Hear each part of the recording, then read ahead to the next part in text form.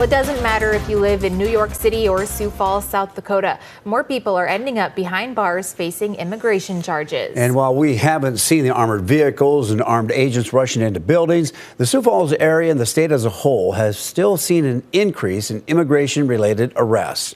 In our top story tonight, KELOLAND's Dan Santella takes a closer look at what's happening in South Dakota. To give you a better idea of what's happening in our area, here are details from 3 recent federal court cases.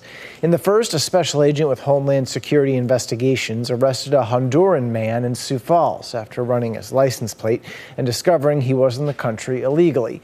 A special agent in Rapid City arrested a man originally from Mexico after running his fingerprints and confirming he too was in the country illegally. Both men had been convicted of illegal re-entry after deportation.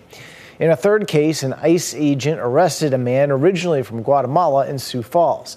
In addition to an illegal re-entry after deportation conviction, he also has a criminal record in South Dakota, including multiple DUI convictions. There's increased activity, but the numbers aren't huge. Tanisa Islam is a practicing immigration attorney in addition to her role as CEO of the group South Dakota Voices for Peace.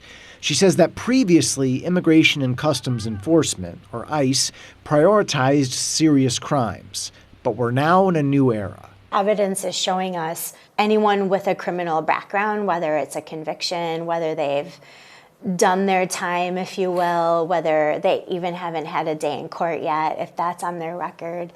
We're seeing ICE kind of picking up anyone with a criminal history. Islam works with Nancy Reynosa of Sioux Falls, who can empathize with how an immigrant might feel because her parents were undocumented when they came to the United States. They just wanted a job. They just wanted to work. They wanted to provide for us as kids, for their families. And there's a lot of people in our community like this that come here because they want to provide for their family. They're fleeing different circumstances in their countries. These families are scared. So, during this time of uncertainty, Islam and Reynosa each highlight the value of knowing your rights. My community, the language barrier sometimes is what hinders the communication. And so with my nonprofit, what we do is we provide the information that they need in their language. And not only that, there's a lot of information coming from so many angles. We all have a right to remain silent. We all have a right to ask for an attorney. We all have a right to ask for a valid search warrant or arrest warrant if they're trying to arrest somebody.